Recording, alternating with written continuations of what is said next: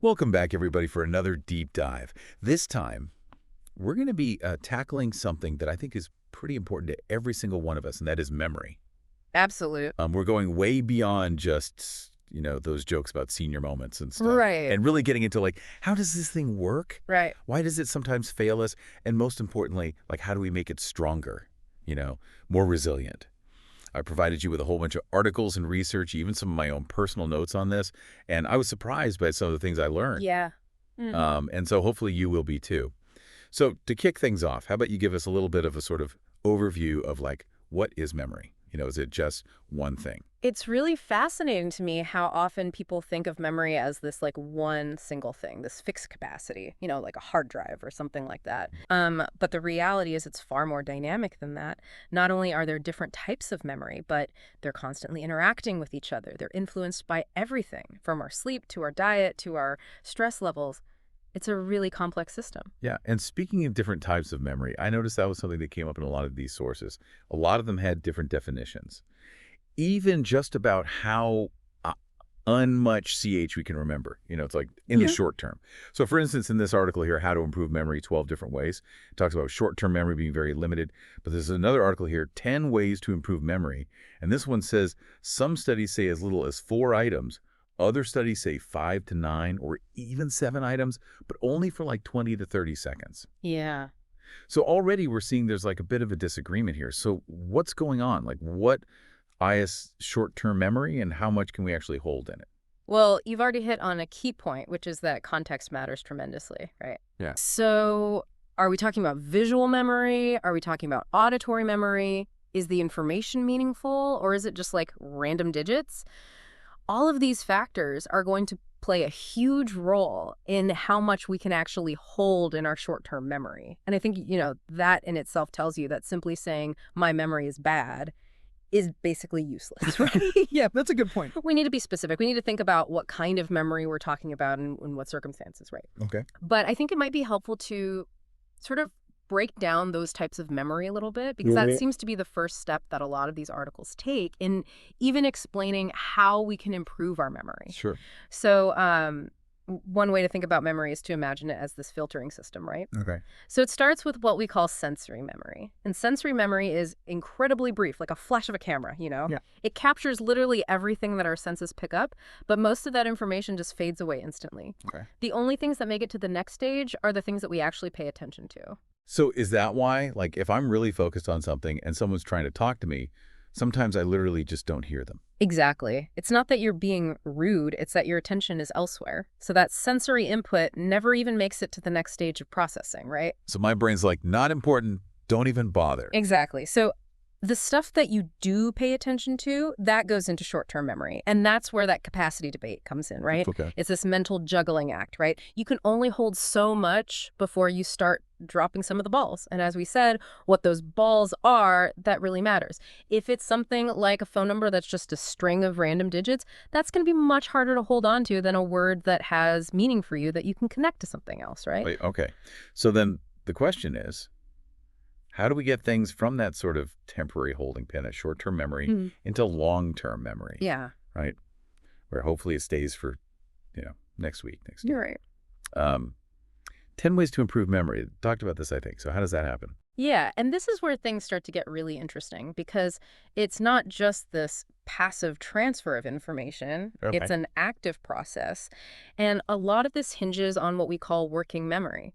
So if you imagine short-term memory as this temporary holding space, working memory is like the workbench, right? Okay. This is where you're taking the information from short-term memory, you're actively manipulating it, you're connecting it to existing knowledge, you're rehearsing it, you're basically trying to make it meaningful. So let me see if I understand this. So like, if I'm trying to remember a historical date, it's more effective if I try to like connect it to an event that I already know, or maybe try to visualize what was happening at that time period rather than just repeating the numbers over and over again in my head. Exactly. You're engaging with the information, you're making it meaningful, and the more you do that, the stronger that encoding is going to be. Right. And then, once it's deeply encoded, it's got a much higher chance of making it into that long-term memory, which is like the vast library of your experiences and your knowledge. Right. And hopefully it doesn't get lost in the stacks. Exactly. Well, I'm sure we'll get into retrieval techniques and stuff later on, but before we do that, I do want to talk about something that came up in a lot of the sources, including how to improve memory, power, concentration, and that is lifestyle impact.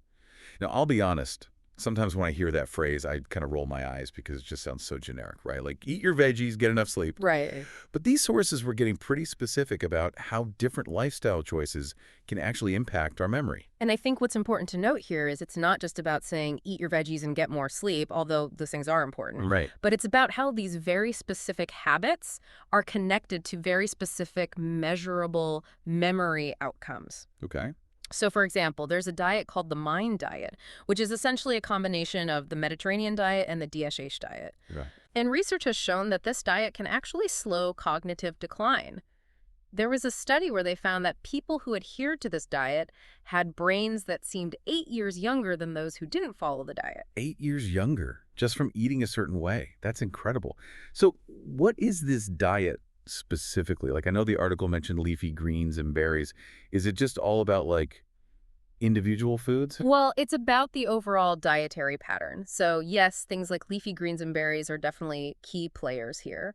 But it's also about limiting processed foods, sugar, unhealthy fats, really thinking about the big picture of what you're putting into your body.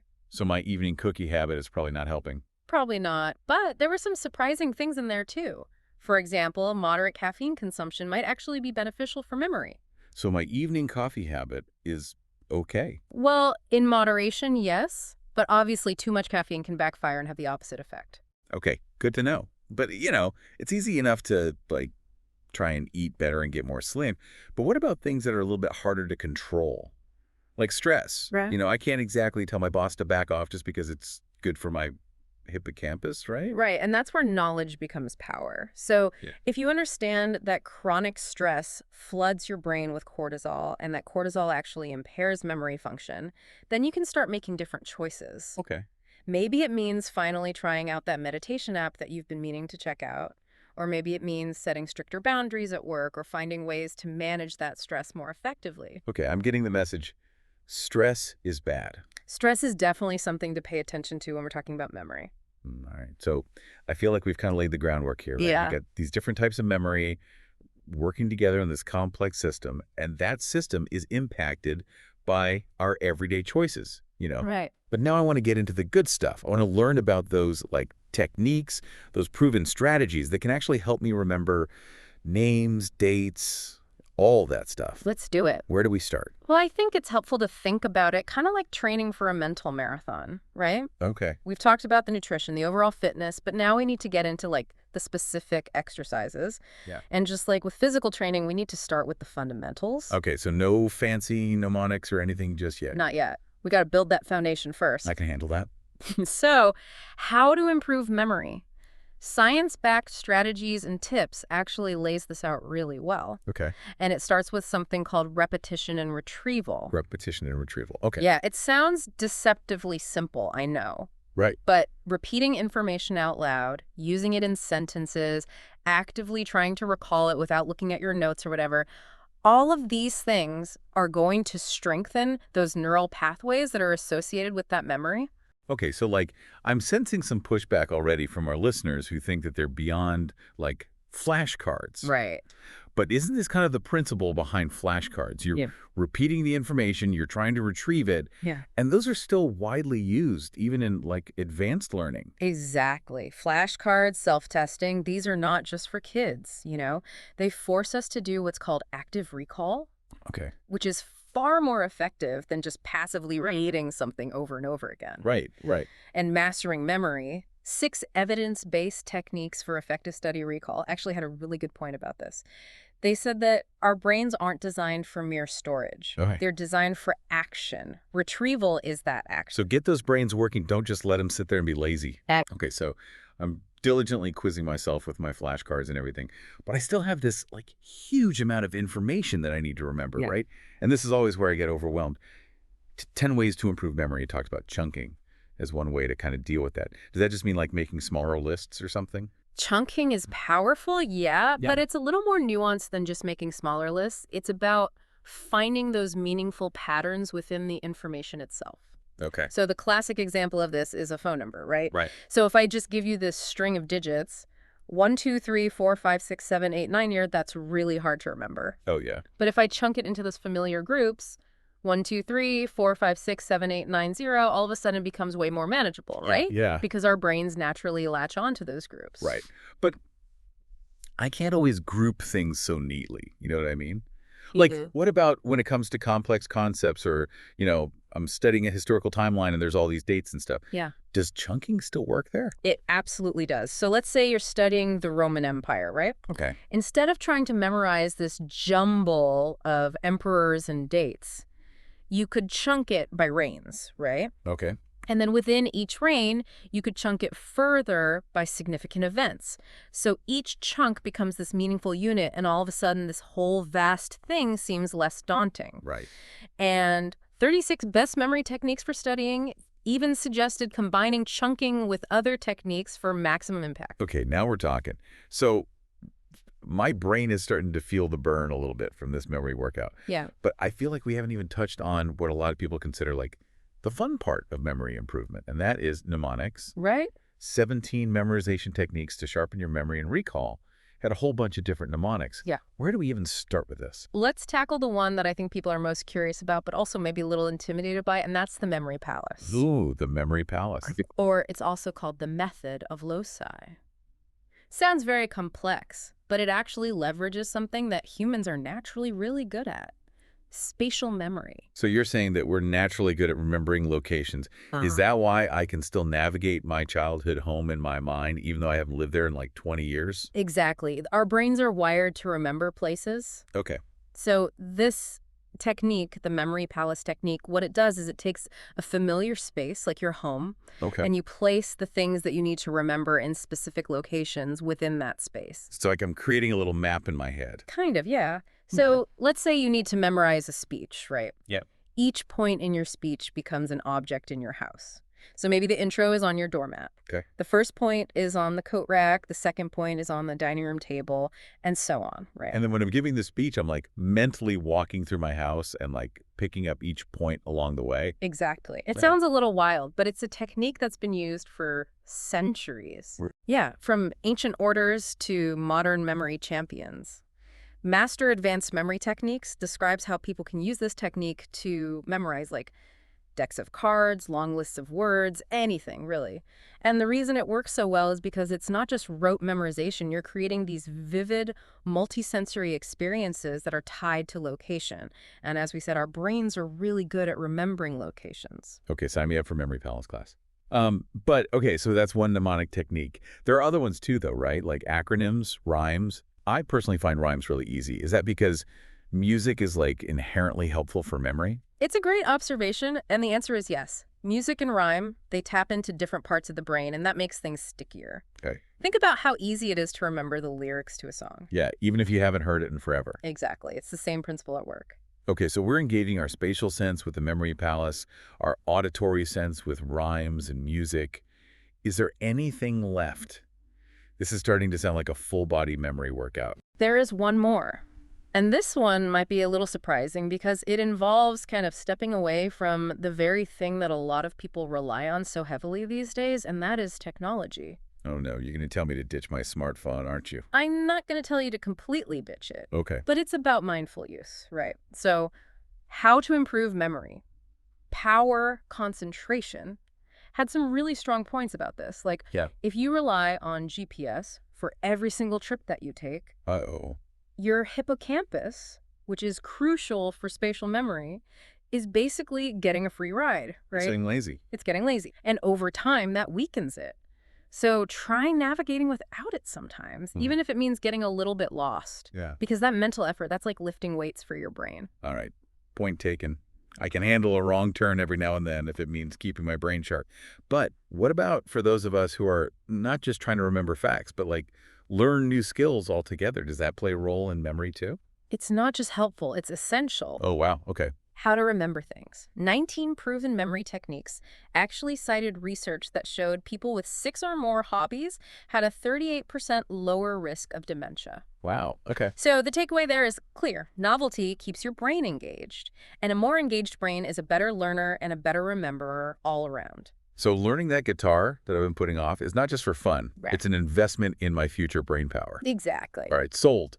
What about the social aspect of learning? I know some people really thrive on like learning in groups. Other people prefer to, hole up in their little study nook and do their thing. Does it matter for memory? Social connection is so important for cognitive health overall, and memory is definitely no exception. How to improve memory? Power, concentration, highlighted studies that show people with active social lives actually have slower rates of memory decline. Really? Yeah. And even just 10 minutes of conversation can give your brain a boost. So my weekly book club is doing more than just giving me something to talk about. Exactly. It's giving you that mental stimulation. It's reducing stress and loneliness, all these things that impact memory.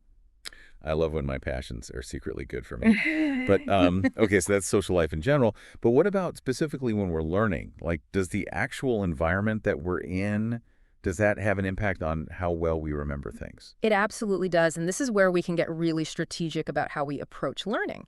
How to Improve Memory Psychology Today actually had a great breakdown of this, and it starts with something that I think most students hate hearing about, and that is spaced repetition. Spaced repetition.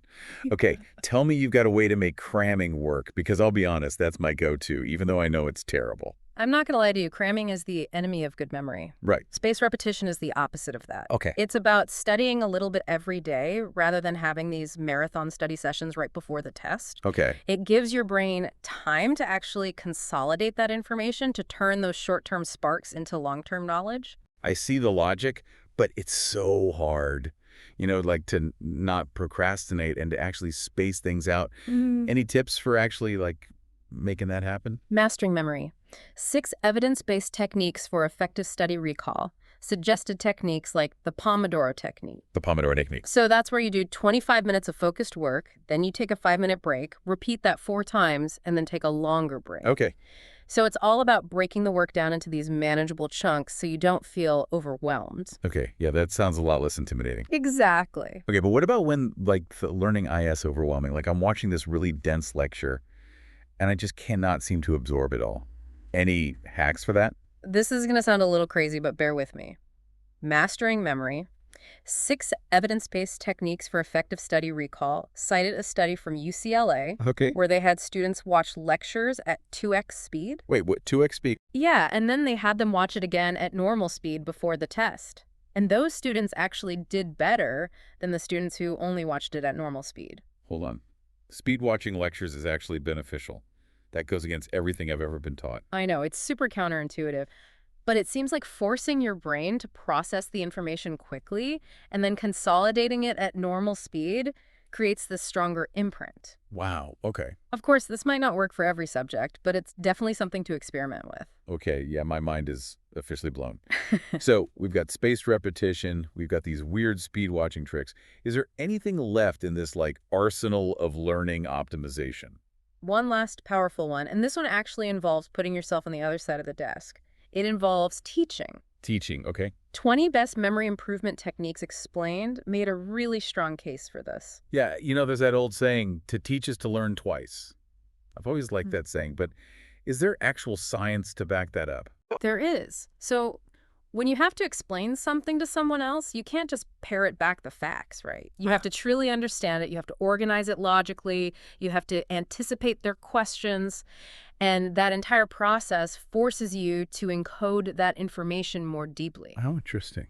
So you're basically strengthening your own memory as a byproduct of teaching someone else. So finding a study buddy to quiz, it's not just about accountability. Right. It's about actually making the information stick. Exactly. And if you don't have a study buddy, there's a technique you can do on your own called the Feynman technique. The Feynman technique. It's named after the physicist Richard Feynman, who was famous for being able to explain really complex things in a very simple way.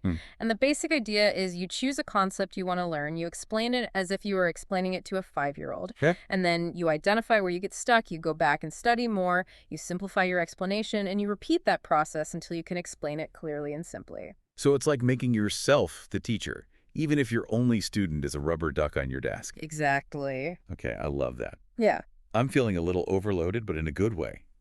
We've covered so much ground today, from the literal building blocks of memory to techniques I never even knew existed. Yeah. Where do we even go from here? Yeah. I think, for me, the biggest takeaway from all of this is that memory, it's not this like passive thing that we're just stuck with. Right. It's a skill. Yeah. And like any skill, it can be trained, it can be improved. Absolutely. If we put in the right, the techniques, the effort. And that's so empowering, isn't it? Yeah. To realize that we're not just at the mercy of, bad memory genes or age-related decline or whatever. Yeah, yeah. We can actually take control, We can actively shape our memory through the choices that we make and the way that we practice. And we've covered a whole range of choices today, from those basic lifestyle tweaks, like sleep and diet, to these super targeted memory techniques. It's like we've built a whole memory mastery toolkit. And the beauty of that toolkit is that it's totally customizable, right? Yeah. You can pick and choose the tools that resonate with you, with your learning style, with your specific goals. That's a good point. There's no one-size-fits-all approach here. Yeah, thinking back to all the different sources, from how to improve memory 12 different ways to, those really advanced memory palace techniques and everything, the variety is pretty impressive. But I'm also realizing how much of this comes down to self-awareness, right? Like, we really need to understand our own strengths and weaknesses when it comes to memory in order to pick the right tools for the job. Absolutely. So, if you know that you struggle with rote memorization, maybe the PEG system is going to be your game changer. Right. Where you associate numbers with rhyming images, for example. Or if you're a very visual learner, then the memory palace might be your go-to for, presentations or even remembering your grocery list. Right. Speaking of visual learning, I have to admit that UCLA's study about watching lectures at 2x speed, that one is still boggling my mind. Yeah. I'm almost tempted to try it just to see if it actually works. I think you should. Experimentation is key. That's how you figure out what actually works for you. And don't be afraid to combine different techniques either, right? So, maybe you chunk information and then use the memory palace to store those chunks, right? Yeah. Or you use the Feynman technique to make sure you really understand something before you make flashcards for it. Yeah, yeah. This whole deep dive has been like a mental workout. It's pushed me to really think differently about how I approach learning and remembering. But I also really appreciate that you emphasize the why behind these techniques. Right. Because understanding, like, the science behind it all, it makes it so much more compelling. It's not just blindly following instructions. Yeah. It's about being an informed user of your own memory. Yeah. So if you know that spaced repetition works because it gives your brain time to consolidate information, that makes you more likely to actually stick with it, right? Yeah, definitely. Even something as simple as, the tip you gave about asking engaging questions instead of just, what's your name? It suddenly becomes a lot more, like, strategic, right? Yeah. It's not just politeness. Yeah. And I'm catching myself doing it now. Like, it's really interesting how these little shifts in awareness can make a big difference. That's the power of awareness. And then it just becomes less about work and more about, like, a natural way of being in the world. I also love the reminder that this is a journey, not a destination, right? It's not like we reach this point where we're memory masters and we can just, like, coast. It's this lifelong pursuit of learning and improving. And that's what makes it exciting. There's always something new to discover, a new technique to try, a new challenge to overcome. And that's what keeps our brains flexible, adaptable, and ultimately, more resilient to those age-related changes that we all worry about. So for our listeners out there who are feeling inspired but maybe a little bit overwhelmed by all of this information, what's the one thing you want them to take away from this deep dive? What's the first step? Start small. Yeah. Pick one technique that resonates with you, maybe the one you're most curious about, and just commit to trying it consistently for a week. Notice the difference it makes, how it feels, whether it fits into your life. And from there, you can start building your own toolkit and embark on your own personal memory mastery journey. That's great advice. And remember, we're all in this together, right? So share your experiences, your successes, your challenges, even those funny memory lapses that we all have with each other. Yeah. Because this community of learners can really support and encourage each other along the way. Well, it's been a pleasure sharing this deep dive with you Likewise. into this fascinating world of memory. And may you all go forth and unlock the incredible potential of your own minds. Until next time, Keep those brains buzzing, and don't forget where you put your keys.